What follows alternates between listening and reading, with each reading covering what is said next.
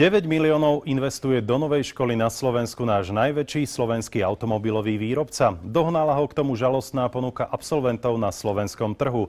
Vychovávať chce špecialistov, ktorých po skončení akadémie okamžite zamestná.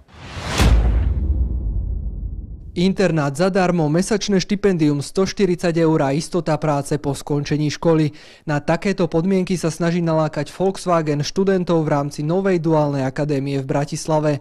Zručnosti absolventov z našich škôl boli podľa najväčšieho výrobcu automobilov žalostné. Čo je veľmi dôležité, vo výcvikových dielňach budú stať najaktuálnejšie stroje a technológie, ktoré sa u nás používajú. Do chodu školy, ktorá doteraz patrila pod bratislavskú župu, tak bude mať najnovšie čo hovoriť aj nový investor. Riaditeľ školy to vidí ale pozitívne. Dostali sme obrovskú veľkú šancu, aby tá škola sa stala jednou špičkovou školou nielen v rámci Bratislavského kraja, ale dá sa povedať, že aj v rámci Slovenska. Automobilka chce u nás zároveň zaviesť aj nemecký vzdelávací systém, teda 4 dní praxe a 1 deň školy.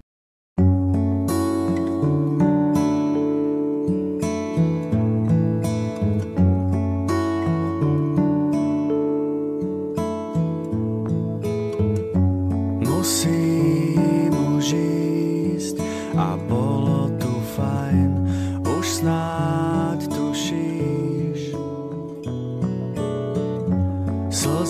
Dostali sme obrovskú veľkú šancu, aby tá škola sa stala jednou špičkovou školou nielen v rámci Bratislavského kraja, ale dá sa povedať, že aj v rámci Slovenska.